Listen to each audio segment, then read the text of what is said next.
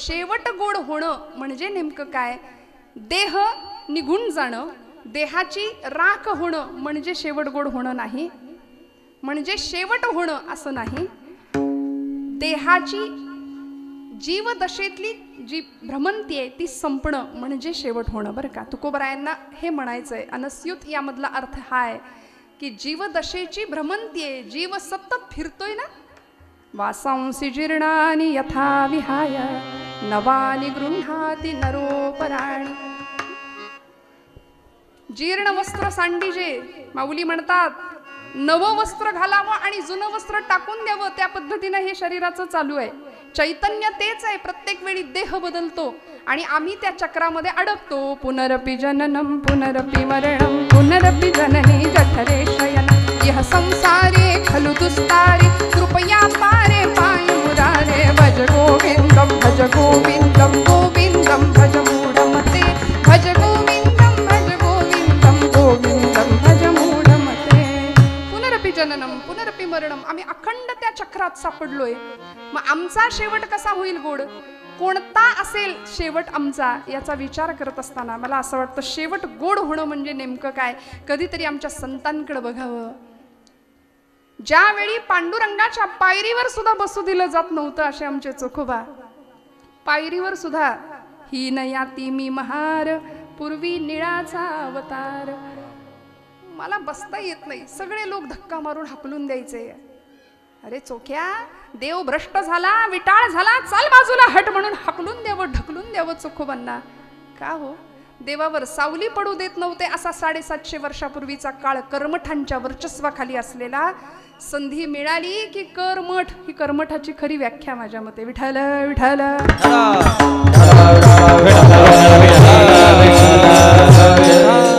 काय गंमत आहे. सद्भावाचं लोणी देवाचरणी यांनी कधी माखायचं नाही. कर्मठ कुणाला म्हणायचं?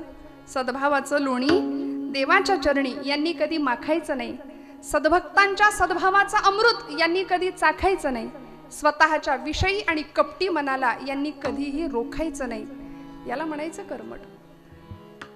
विषयांमध्ये लडबडलेली माणसं चोखोबांवर जरा काही झालं की आळ आणायचा, जरा काही झालं की त्यांना त्रास द्यायचा. आणि चोखोबांची भक्ती विलक्षण आहे. पांडुरंगाच्या पायरीवर बसावं. भगवंता मला तुझ्यापर्यंत येता येत नाही, तुझ्या पावलांवर डोकं टेकता येत नाही. काय अवस्था असेल.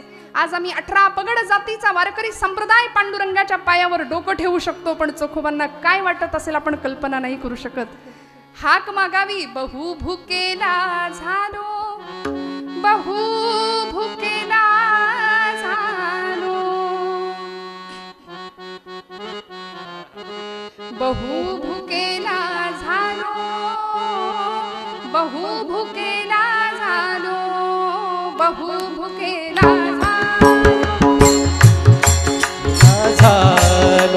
बहु भुकेला झालो. तुमच्या उष्ट्यासाठी आलो, तुमच्या उष्ट्यासाठी आलो, उष्ट्यासाठी आलो, तुमच्या उष्ट्यासाठी आलो. चोखा म्हणे पाटी आणली, चोखा म्हणे पाटी आणली, चोखा म्हणे, चोखा म्हणे, चोखा म्हणे पाटी आणली, चोखा म्हणे पाटी आणली, चोखा म्हणे पाटी आणली. उष्ट्यासाठी आणली तुमच्या, उष्ट्यासाठी आणली तुमच्या, उष्ट्यासाठी आणली. माय बाप जोहार, माय बाप जोहार, जोहार माय बाप जोहार, जोहार माय बाप, जोहार माय बाप, जोहार माय बाप, माय बाप, माय बाप, जोहार माय बाप जोहार, जोहार माय बाप जोहार. तुमच्या महालाचा मी महार, तुमच्या महालाचा मी महार. माय बाप जोहार, माय बाप जोहार, जोहार माय बाप जोहार. जोहार घालावा चोखोबांनी, पण नाही हो. पांडुरंगाची कृपा झाली आणि काय व्हावा जीवनाचा शेवट. तोही असा तसा नाही, खऱ्या अर्थी गोड झाला. खऱ्या अर्थी जीवदशेतनं मुक्तता मिळाली. पांडुरंगाच्या अगदी जवळ सानिध्य मिळालं. मंगळवेड्याच्या गावकुसवाच्या तटबंदीचं काम चालू असताना भिंत अंगावर कोसळली, असंख्य कामगार मृत्युमुखी पडले. नामदेव महाराज धावत आले, पांडुरंगा चोख्या गेला, चोखोबा गेले. भगवंतांनी सांगावं माझा शेला घ्या आणि या शेल्यामध्ये चोखोबांच्या अस्थी गोळा करून आणा. या कर्मठांनी, या लोकांनी चोखोबांना माझ्या पायरीवर सुद्धा बसू दिलं नाही ना, आता कळेल चोखोबांच्या दर्शनाशिवाय माझं दर्शन मिळणं शक्य नाही.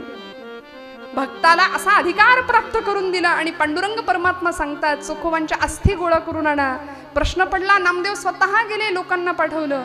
अस्थी उचलावी, भगवंतांनी सांगितलं होतं कानाला लावा, विठ्ठल विठ्ठल विठ्ठल. आवाज आला जमेला धरा, नाही आवाज आला फेकून द्या. ज्या अस्थीमधून, ज्या हाडामधून विठ्ठल विठ्ठल असा नाम यावं ती अस्थी गोळा करावी. असं करत करत चोखोबांच्या सगळ्या अस्थी गोळा केल्या. काय आदर्श आहे भक्तीचा. नुसतं नाम घेतलं पण ते नाम झिरपत झिरपत झिरपत हाडापर्यंत, हाडा मांसामध्ये रक्तामध्ये पोहोचलं, रोम रोम विठ्ठलमय झालं असे आमचे चोखोबा. आणि त्या अस्थी गोळा करून आणून पांडुरंगाच्या समोर चोखोबांची समाधी भगवंतांच्या म्हणण्यानुसार नामदेवांनी स्वतः बांधली आहे. हा अधिकार चोखोबांचा.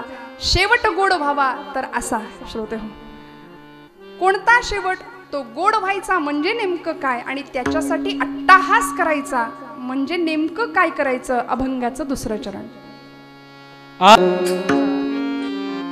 मी अट्टाहास केला शेवटचा दिवस गोड व्हावा या करता, त्यातून मला काय मिळालं हे या चरणात महाराज सांगतायत. आता निश्चिंतीने पावलो विसावा, खुंटलिया धावा कृष्णेची. मी निश्चिंत झालो, मला विसावा मिळाला, माझी धावाधाव संपली, माझी तृष्णा भागली, तृप्त अवस्था मला प्राप्त झाली. आज माझ्या परम भाग्याने या पंचक्रोशीचं भूषण असलेल्या सौभाग्यवती शालीनताई विखे पाटील, माननीय जिल्हा परिषद अध्यक्षा आणि तसेच माननीय नामदार राधाकृष्ण विखे पाटील महसूल मंत्री आपल्या महाराष्ट्र राज्याचे, यांच्या सुविद्य पत्नी आज इथे उपस्थित आहेत. मनापासून त्यांनाही वेगळा नमस्कार करते, त्यांनाही धन्यवाद देते. जीवन इतरांच्या कामी येणारं असावं, जगाचा तो भार आपुल्या शिरावर, ऐसे थोडे तर वाटो द्या हो, असं म्हणतात की नाही. आपलं जगणं इतरांसाठी कल्याणकारक असावं, नाहीतर आपण गेलो आणि लोकांनी म्हणावं बरं झालं, असं नसावं बरं का. आला आला प्राणी जन्मासी आला, झाला झाला वाढला थोर झाला, केला केला व्यापही सर्व केला आणि गेला गेला बापुडा व्यर्थ गेला. असं बापुडवानं जगणं कामाला, आमच्या कामी, आमच्या नशिबी येता कामा नये. जब तुम पैदा हुए जग हसे तुम रोय. जेव्हा सगळं जग हसत होतं, मुलगा झाला मुलगा झाला, पेढे वाटले पेढे खाल्ले, आहे की नाही. आज 21व्या शतकात आहोत तरी सुद्धा मुलगाच झाला की जास्त आनंद होतो. मुलगी झाली, मुलगा असता तर बरं झालं असतं, हे नाही म्हटलं तरी थोडंसं आमच्या डोक्यात एक आहेच आहे विचार, काही म्हणा तुम्ही. त्यामुळे जब तुम पैदा हुए जग हसे तुम रोय, अब ऐसी करनी कर चलो पीछे न हसे कोय. आमचं जगणं असं असावं की मागे सगळ्या लोकांनी आमच्यासाठी रडावं, असं जगणं असावं. नाहीतर आमचं इतरांच्या कुणाच्या घेण्यात नाही, कुणाच्या देण्यात नाही, अजिबात जगाशी काही घेणं देणं नाही. तिकडं जवान सीमेवर मरतोय, शेतकरी शेतात राबतोय, आम्ही आमचे खुशाल, आम्हाला कशाचं काही कशाचं घेणं देणं नाही. आणि कट्ट्यावर बसून, पारावर बसून या देशात क्रांती झाली पाहिजे, हातात पत्ते, हे आमचं जगणं आहे. काय आम्ही क्रांतीच्या गप्पा मारतो, वर्तमानपत्र हातात आलं की तेवढ्यापुरती हळहळ व्यक्त करावी. या भागामधली काही दिवसांपूर्वी घडलेली घटना दर्शना, हत्याकांड, नाव ऐकलं वाचलं, प्रसंग वाचला तरी अंगावरती काटा यावा असे प्रसंग तुमच्या माझ्या समाजात घडतायत. आपण कधी सावध होणार, कधी जागे होणार? म्हणून लहानपणापासूनच जर मुलांना आम्ही योग्य शिस्त, योग्य वळण, अर्थात मला दर्शना या व्यक्तीविषयी असं नाही म्हणायचं, ती उत्तम ज्ञानेश्वरीची वाचक होती, ती उत्तम सुसंस्कार संपन्न असलेलीच मुलगी होती. पण तिच्याही बाबतीत जर असं घडावं तर मला सांगा, या जगात आम्ही विश्वास नक्की ठेवायचा कुणावर? मला असं वाटतं की कुठे विश्वास ठेवावा आणि कुठे नाही हे जर लहानपणापासून आम्ही पोरांना शिकवलं ना, आई वडिलांनी मुलींना एवढं जरी सांगितलं की या जगात तुझ्यावर मनापासून प्रेम करणारं किंवा तुझ्यावर तू विश्वास ठेवावा असं एकमेव ठिकाण म्हणजे माता आणि पिता, याशिवाय दुसरं कुणीच नाही जगात कोणी नाही. तुमचं माझं सर्वांगीण कल्याण व्हावं असं एकमेव वाटतं आमच्या माता पितांना आणि याही पुढे जाऊन आमच्या संतांना. म्हणून लेकुराचे हित वाहे माऊलीचे चित्त, ऐसी कळवळ्याची जती करी लाभा विण प्रीती. आमचं सर्वांगीण कल्याण व्हावं असं कुणालाच वाटत नाही, फक्त संतांना, फक्त आमच्या आई वडिलांना वाटतं. त्यामुळे त्यांच्या विश्वासात फक्त राहावं मला असं वाटतं. आणि जीवनाचा सर्व वेळ पूर्ण आध्यात्मिक विकास कसा होईल याच्याकडे लक्ष द्यावं. महाराज म्हणाले शेवटचा दिवस गोड व्हावा, आता निश्चिंतीने पावलो विसावा. आता मी हे केलं, अट्टहास केला म्हणून काय झालं, वर्तमानात बोलतायत महाराज.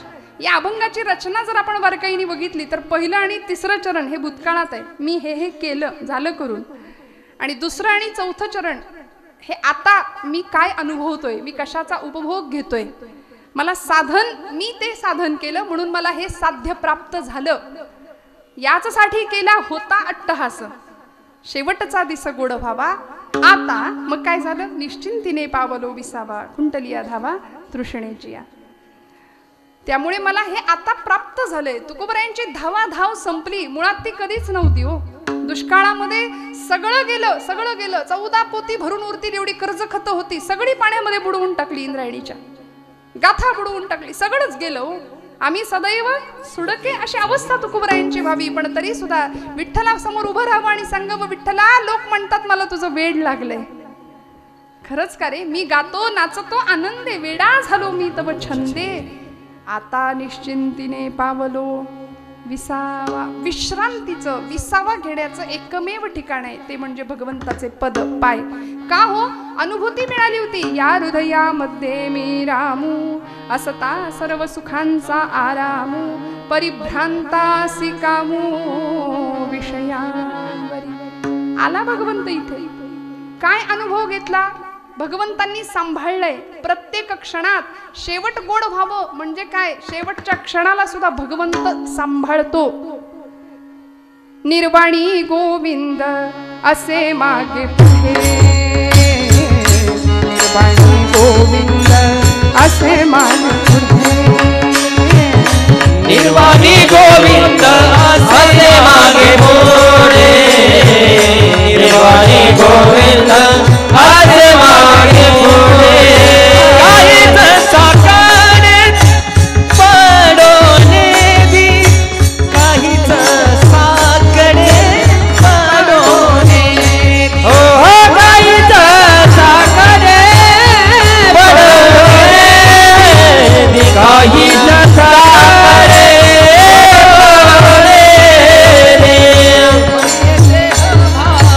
आला नारायण विषय तोऱ्यांचा झाला नारायण, विषय तोऱ्यांचा झाला नारायण, विषय तोऱ्यांचा झाला नारायण,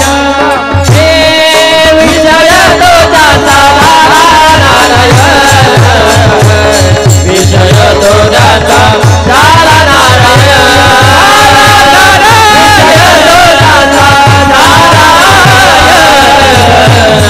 विषय तोऱ्यांचा झाला नारायण,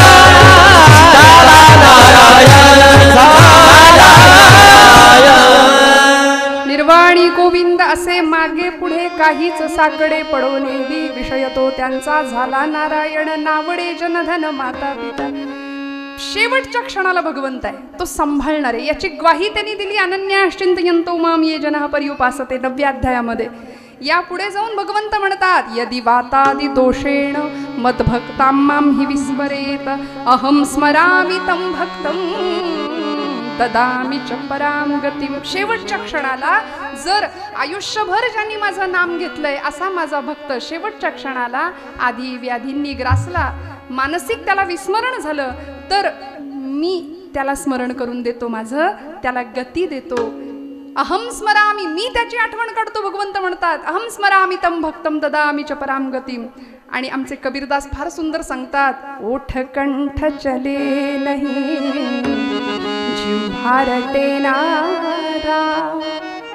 उठलेलं बसवत नाही, बसलेलं उठवत नाही, अशी वेळ येते की नाही. 70 ओलांडल्यानंतर याव करू त्याव करू 25शीत असे बोलतो, पण मग एकदा का सगळं झिजायला लागलं आणि शरीयते यत् शरीरम, शरीराची व्याख्याच आहे जे सतत झिजतंय त्याला शरीर म्हटलंय, झिजणार आहे ना. मग अशी अवस्था येते त्यावेळी भगवंत म्हणतात की कबीरदास सांगतात की ज्यांनी भगवंताचं आयुष्यभर नाम घेतलंय ना त्याची स्थिती शेवटी कशी होते. ओठ कंठ चले नाही जिव्हा रटे ना राम, लांब म्हणायला लागतं, आले लांब आले लांब लांब लांब आले आले आले कुठनं आले कुठनं, है की नाही. जिव्हा रटे ना राम, राम हमारा जप करे हम बैठे आराम, कबीरा हम बैठे आराम, कबीरा हम बैठे आराम. राम हमारा जप करे हम बैठे आराम. देव रडतो भक्तासाठी, देवाला चैन नाही पडत, भक्तासाठी भुकेलेला असलेला परमात्मा तो आमची सर्वतोपरी काळजी वाहतो हे तुकोबरायांना माहिती आहे. म्हणून महाराज म्हणतात मी अट्टहास केला त्यामुळे माझा शेवट गोड झाला. परिणाम काय, आता निश्चिंतीने पावलो विसावा, खुंटलिया धावा तृष्णेची, माझी तहान भागली, मी तृप्त झालो. आमची तहान भागत नाही, आम्ही तृप्त नाही, सतत धावतोय, इतकी धावाधाव आयुष्यात करतोय, समाधान नाही, सुख नाही, शांती नाही, स्वास्थ्य नाही, सगळं घरात आहे, सगळ्या सुखांचा उपभोग आम्ही घेतो, सगळं आहे. किचन सेट आहे, डायनिंग सेट आहे, सोफा सेट आहे, पण सोफ्यावर बसलेला माणूस कायम अपसेट आहे, कायम दुःखी, सगळं आहे आमच्याकडे बघा तुम्ही, पण त्याचा उपभोग आम्ही घेऊ शकत नाही. स्वास्थ्य नाही, धड कोण कुणाशी बोलायला तयार नाही, संवाद संपला, घरात 2 माणसं एकत्र एकमेकांशी बोलायला तयार नाहीत. वडीलधार माणूस घरामध्ये समोर बसले, तरुण अगदी तरुणाबाण एखादा 20-25शीतला पोरगा समोर आहे, बाप आपल्याशी काहीतरी बोलतोय, लक्ष नाही, मोबाईल मध्ये डोकं आहे, त्याचं तोंड आहे. किती आम्ही अपमान करतो आमच्याच मातापित्यांचा, आमच्याच वडीलधाऱ्यांचा. कधी सांगावं लागेल हे सांगण्याची फार गरज आहे आता पोरांना. हातामध्ये मोबाईल आहे, वडील काहीतरी महत्वाची गोष्ट आम्हाला सांगतायत, आम्ही ऐकून न ऐकल्यासारखं करावं, मोबाईल मधलं डोकं वर नाही काढायचं आणि मग कपाळाला 100 आट्या पाडून काय आहे असं विचारायचं. मग बोलायची इच्छा होईल समोरच्या माणसाची, कसा संवाद होईल घराघरामध्ये, कशी नाती फुलतील आमची, कसं आमचं घर आनंदाने पंढरीत गोकुळाचं सुख घरामध्ये निर्माण होईल. मला सांगा, एकाचं तोंड इकडं एकाचं तोंड तिकडे, जेवायला आम्ही एकत्र बसत नाही, टीव्ही समोर असतो. आता तर उभ्यानी जेवायची पद्धत आहे, आम्ही सोफिस्टिकेटेड झालो. पूर्वीच्या काळी लोक वाढणारी माणसं वाकून आग्रह करून वाढायची, बसणारी लोक छान पंक्तीला बसायची, घ्या लाडू घ्या, हां बुंदी घ्या, आग्रह असायचा. आता या तुमचं तुम्ही खा, माझा विरोध नाही बरं, आता हे काळानुसार चाललंय. पण एक गंमत होती, लोकांनी हा काळ अनुभवलाय बरं का, जुन्या लोकांनी हा काळ अनुभवलाय. नात्यांमधला ओलावा, प्रेम, जिव्हाळा, स्नेह हे जुन्या मंडळींनी अनुभवलंय. आणि वाईट वाटतं की ही जुनी पिढी आता हळूहळू बघा ना, काका गेले, त्यांच्या पुण्यस्मरणानिमित्त आपण आता कीर्तन करतोय. जुनी पिढी हळूहळू आमच्यातून निघून जाते. मग आता नव्या पिढीने बघायचं कुणाकडे, सगळा अंधार आहे. तुमच्या माझ्या लेकरांच्या भविष्यामध्ये येत्या काळात सगळा अंधार आहे, लक्षात ठेवा. आम्हाला जागं व्हावं लागेल. येथ वडील जे जे करीती तया नाम धर्म ठेवीती. आम्ही स्वतः धर्माचरण नाही केलं तर आमच्या पोरांनी कुणाकडे बघायचं आणि कसं आचरण करायचं हे त्यांना माहिती. त्यामुळे तुकोबरायांसारखे संत आम्हाला आईच्या कळवळ्याने सांगतात की जीवनामध्ये काय केल्याने काय मिळेल, साध्य काय ठेवायचं, साधन कशाचं करायचं, कशाचा अट्टहास केला, अभंगाचं 3रं चरण. कुणी किती वाढवा सांगितलं तरी माझ्याकडे आज माझा दिवस आहे असं समजूया. विठ्ठल विठ्ठल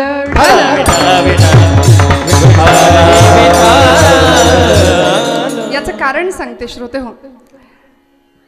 कीर्तनामध्ये भक्ती हे अध्यात्म, भक्ती हे बेसमेंट आहे की नाही, पाया भक्तीच आहे. अंतःकरणातली भक्ती जागृत व्हावी हाच कीर्तनाचा सरळ साधा उद्देश आहे. आमच्या कीर्तनासाठी तरुण मंडळी कमी पण ज्येष्ठ मंडळी जास्त असतात, बरोबर आहे की नाही? हो म्हणा. बघा आहे की नाही, आमची जबाबदारी आहे, तरुणांनी कीर्तनाला आलं पाहिजे. तरुण मंडळी कमी राहतात आणि लोकांना असं वाटतं की अध्यात्म, कीर्तन, प्रवचन, श्रवण हे सगळं रिटायरमेंट नंतर करावं, आता काय करायचं करून. त्यामुळे मग ज्येष्ठ मंडळींच्या आरोग्याची जबाबदारी आमच्याकडे, बरोबर आहे ना? हो म्हणा. विठ्ठल विठ्ठल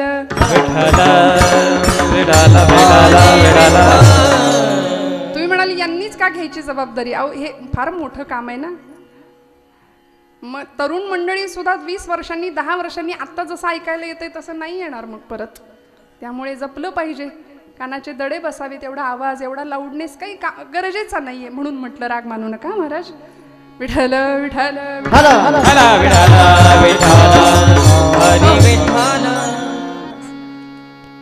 कवतुक वाटे झाली या वेचाचे. बरोबर आहे, आता नका हलू. नाम मंगळाचे तेणे गुणे आता निश्चिंतीने पावलो विसावा. कुंटलिया धावा तृष्णेची. महाराज म्हणाले माझंच मला कौतुक वाटतंय. का? कारण माझ्या जीवनाचा वेच झाला. आम्ही कधी आमच्या जीवनाचा वेच केलाय का? आमच्या जीवनाचं सार्थक व्हावं याकरता काही वेगळे प्रयत्न केलेत का? अरिस्टॉटल नावाचा तत्ववेत्ता म्हणाला, change is the only constant thing. या जगामध्ये, जीवनामध्ये बदल ही एकमेव अशी गोष्ट आहे की ती जी स्थिर आहे. परिवर्तन हा जगाचा नियम आहे. परिवर्तन हा संसाराचा नियम आहे. संसरती इति संसार, हा अखंड सरकतोय, परिवर्तन आहे. मग या परिवर्तनामध्ये हे सगळं घडत असताना आम्ही आमच्या जीवनाचा वेच करण्याचा कधी प्रयत्न केलाय का? तर आमच्याकडे उत्तर नाही असं आहे बहुतेक. हो ना? नाहीये, कधीच नाही. आई मुलाला सांगते, बाळा सहलीला चाललायस, डबा देते भरून. संतांनी सुद्धा आम्हाला शिदोरी दिली आहे, गाथेची, ज्ञानेश्वरीची, दासबोधाची, भागवताची. ही शिदोरी आम्ही जवळ बाळगली पाहिजे. अगदी वयाच्या 5व्या वर्षापासून, 3ऱ्या वर्षापासून मी म्हणेन. जसं सहलीला जाणाऱ्या पोराला आई डबा भरून देते. ऐकताय ना सगळे? लक्षपूर्वक ऐका. आई बाळाला डबा भरून देते आणि सांगते किती पोळ्या देऊ डब्यात. तो मुलगा म्हणतो 1 दिवसाचं ट्रेकिंग आहे, जाऊन माघारी यायचंय. रोज मी 4 चपात्या खातो, आज मला 6 पोळ्या दे डब्यात भरून. पण आई तुमच्यासारखी होती हो. ती आई काय केलं असेल हो?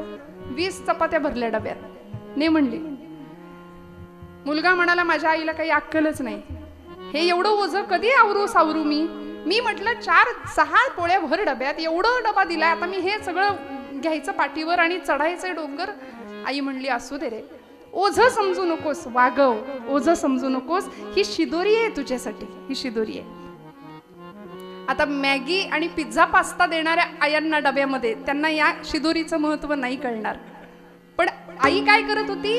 ही शिदोरी आहे, हे घे. म्हणून संतांना आम्ही माऊली का म्हटलं? संत म्हणतात ही शिदोरी आहे. सहलीला सुरुवात झाली, आयुष्याला सुरुवात झाली, जन्म झाला जीवाचा. हळूहळू लहानाचा मोठा व्हायला लागला. चरपट पंजरीमध्ये भगवत पूज्य शंकराचार्य म्हणाले, बालस्तावत क्रीडासक्तः, तरुणीस्तावत तरुणी रक्तः, वृद्धस्तावत चिंतामग्नः, परे ब्रह्मणि कोपी न लग्नः. परब्रह्माची जीवाशिवाची गाठभेटच होईना. बालपण गेलं खेळण्यात, तरुणपण गेलं धुंदीत विषयांच्या, म्हातारपण चिंतेत गेलं. मग कधी होणार जीवात्म्याची शिवात्म्याशी भेट?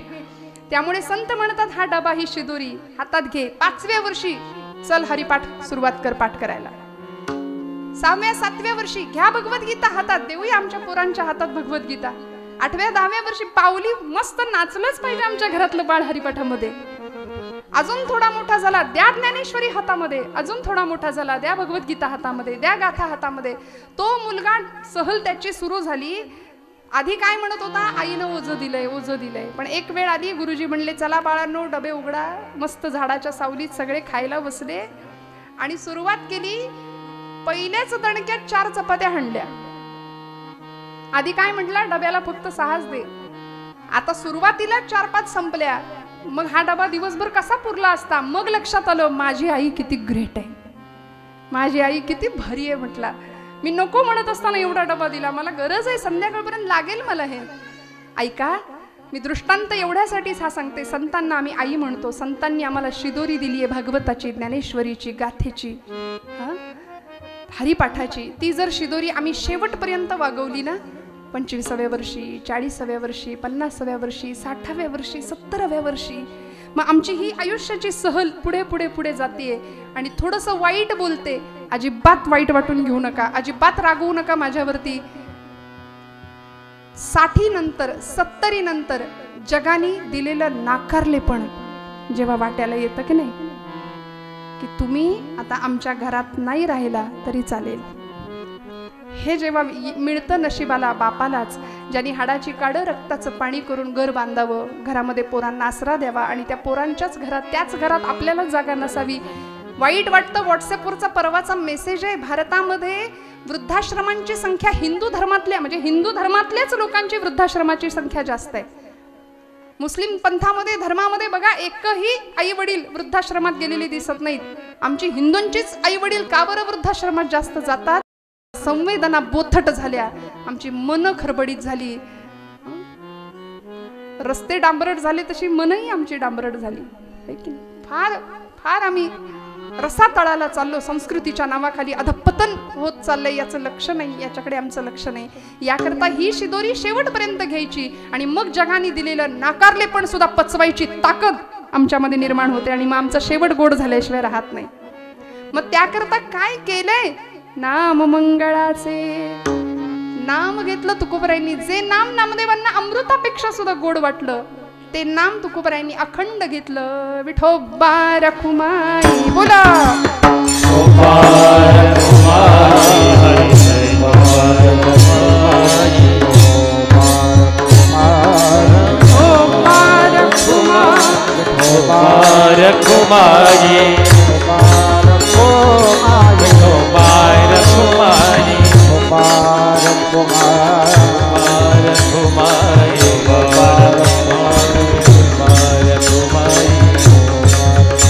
बोला बोला भजन करा. विठोबा रखुमाई विठोबा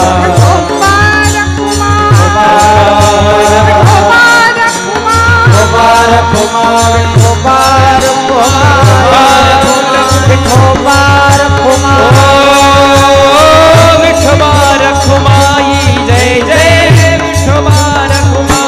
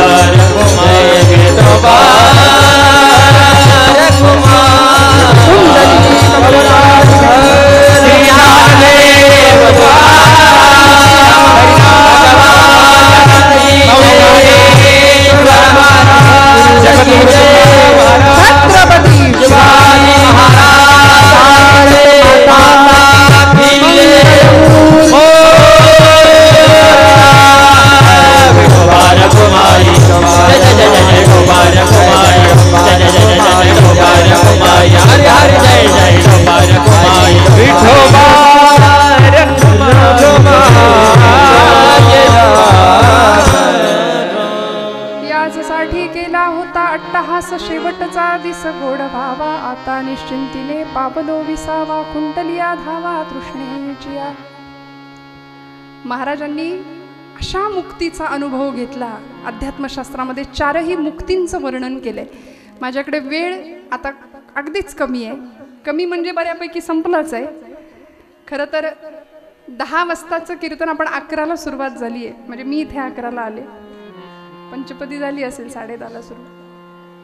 मला मागून मगाशी सांगितलं होतं ताई 1 वाजेपर्यंत करा, पण 12:30 पर्यंत काकांनी सांगितल्यानुसार थोडंसं 5 मिनिटं 10 मिनिटं पुढे मागे होतं, मागे नाही पुढेच जातं. तुकोबरायांनी ज्या मुक्तीचं वर्णन केलंय, अध्यात्मशास्त्रामध्ये 4 मुक्तींचं वर्णन आहे. सलोकता, समीपता, स्वरूपता आणि सायुज्यता. अशी मुक्ती प्राप्त झाली. कशामुळे? अट्टहास कशाचा केला? नामाचा केला. मी नाम घेतलं, अखंड नाम घेतलं. ज्या भगवंताचं रूप इतकं सुंदर आहे, ज्या भगवंताचं नाम इतकं सुंदर आहे, त्याचे गुण माझ्यामध्ये यायला सुरुवात झाली. तो गुणांचा स्वामी आहे, गुणाधीश आहे, षडगुणैश्वर्य संपूर्ण असलेला भगवंत, त्याचं नाम मी घेतलं. परिणामी काय झालं? मला मुक्ती प्राप्त झाली. आम्ही तिला वरलं मुक्तीला. महाराज म्हणतात हा अनुभव सकल संतांना प्राप्त झाला. श्रोते हो, ज्यावेळी प्रभू रामचंद्र यायला निघाले ऋष्यमुख पर्वताच्या दिशेने, त्यावेळी 8व्या वर्षी घर सोडलेली शबरी माता वाट बघतीये. किती वाट बघावी, किती प्रतीक्षा करावी, किती वाट बघावी. भगवंता या. माझ्या गुरुदेवांनी मला सांगितलंय आपण येणार आहे, आपण येणार आहे. मी थांबलीये बरं. माझे गुरुदेव मला म्हणाले, शबरी, लोक देवाकडे जातात पण दैवत तुझ्याकडे चालत येईल, लक्षात ठेव. भगवंत सांभाळतो, भगवंत येतो, यावर माझा विश्वास आहे. प्रभू कधी याल आश्रमात या, कधी रे येशील आश्रमात या, कधी रे येशील रामा रघुनंदना, रामा रघुनंदना, रामा रघुनंदना, रामा रघुनंदना, रामा रघुनंदना. पतित पावना श्री रघुनाथा, एकदाच ये जाता जाता, पाहिल पूजिन टेकिन माथा, पाहिल पूजिन टेकिन माथा. तोच स्वर्ग मग तिथेच येईल, तोच स्वर्ग मग तिथेच येईल, पुरेपणा जीवना. रामा रघुनंदना, रामा रघुनंदना, रामा रघुनंदना. रामा या या या म्हणून वाट बघावी. आणि ऋष्यमुख पर्वताच्या दिशेने, पंपा सरोवराच्या दिशेने भगवंत लक्ष्मणासोबत येत आहेत. निढळावर हात ठेवून शबरीने पाहावं, भगवंता या, असे या, इकडून या, असे या. असं करत करत करत एक लाकडाचा ओंडका होता. शरीराची अवस्था जर बघाल, काय भक्तीची परिसीमा असावी. अक्षरशः शरीरावर हाडाचा नुसता सापळा होता. मांसाचे लचके गिधाडे कावळे तोडून नेत होते शबरी मातेच्या. वर्णन आहे, माझ्या पदरचं काही नाही सांगत. ती सांगते, कागा कागा सब कुछ खाइए, चुन कर मेरा मांस. सगळं खा म्हणाली, पण माझे 2 डोळे मात्र फोडू नका. लेकिन 2 नयन मत फोडिये, प्रभु मिलन के आस. इतकी वाट बघावी. भगवंत आले, डोळे भरून भगवंताकडे पाहतीये. विनवित शबरी रघुराया, ते तुझसाठी आणली मी बोरे. भागला भुकेला असशील जरी तू देवा, जमविला रानचा हा मेवा. खूप सुंदर गाणी. माझ्याकडे वेळ कमी आहे. गीत रामायणामध्ये सुंदर पद आहेत. काय धन्यता असावी तिच्या जीवनाची. भगवंतांनी तिला सांगावं, शबरी झालं का तुझं समाधान. तिने बोरांचा द्रोण समोर ठेवला. भगवंतांनी घ्यावा. एक एक बोर उष्ट केलेलं. लक्ष्मणांनी सांगितलं, दादा आता हिची पूजा स्वीकारली इथपर्यंत ठीक आहे, हे घेतल्यासारखं करा, आपण खाऊ नका. लक्ष्मणाच्या हातात पहिली मूठ भरून दिली. लक्ष्मणाने घेतल्यासारखं करावं, मागच्या मागे टाकून द्यावं. काय झालं? धन्य मी शबरी श्रीरामा, लागली श्री चरणे आश्रमा, लागली श्री चरणे आश्रमा. धन्य मी शबरी श्रीरामा, लागली श्री चरणे आश्रमा.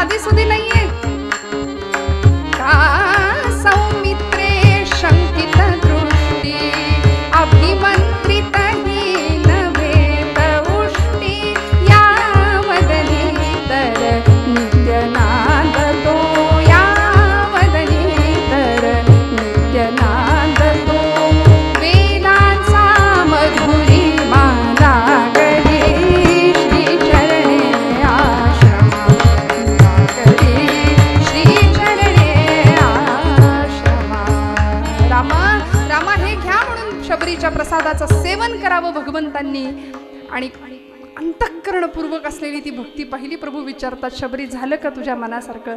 ती म्हणाली हो.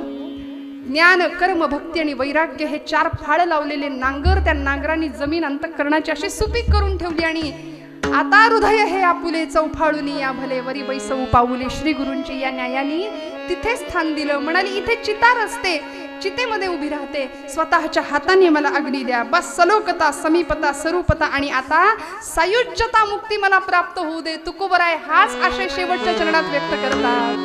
तुका म्हणे मुक्ती परली नो बारी तुका म्हणे मुक्ती परली नो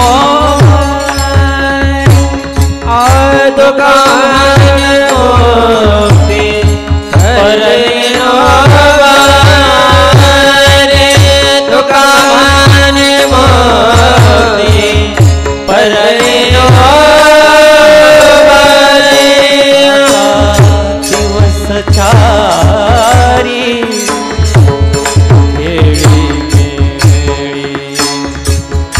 आता दिवस चारी केळी केळी आता निश्चिंतीने पावलो विसावा आता निश्चिंतीने पावलो विसावा आता दिवस चारी केळी मेळी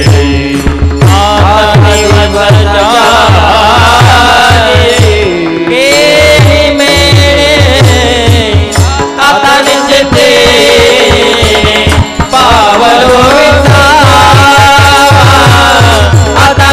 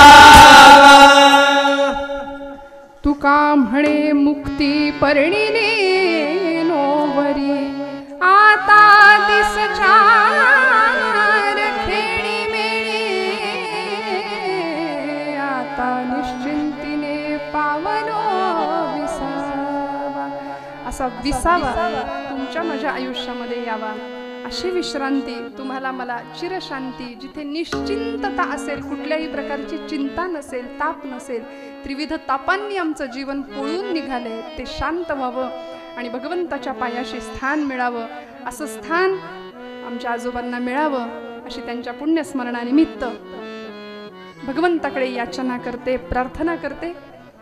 झालेली सेवा भगवंत चरणावर अर्पण करत असताना पुन्हा एकदा आहेर कुटुंबियांना मनापासून धन्यवाद देते.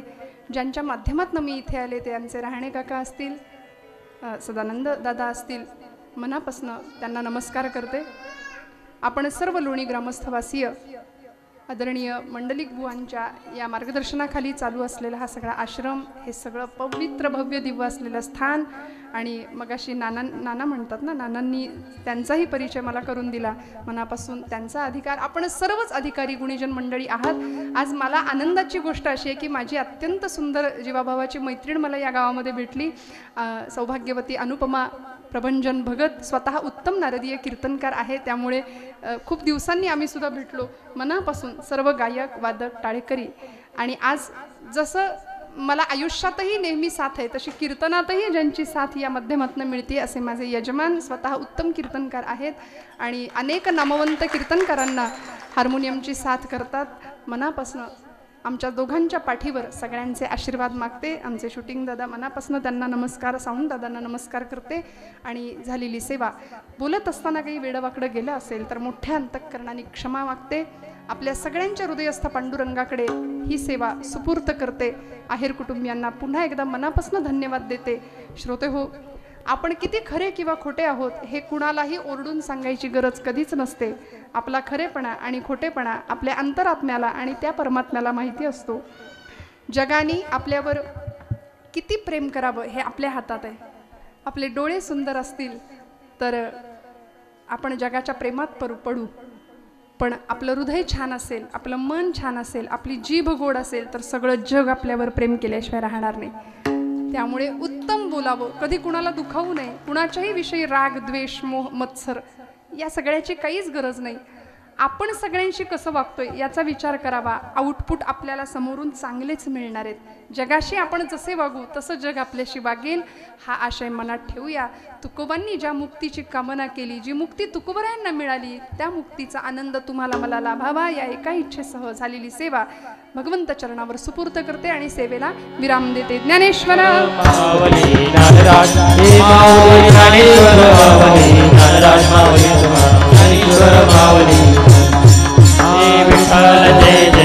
हरि हरि हरि विठ्ठल जय जय बोलिले बापुडे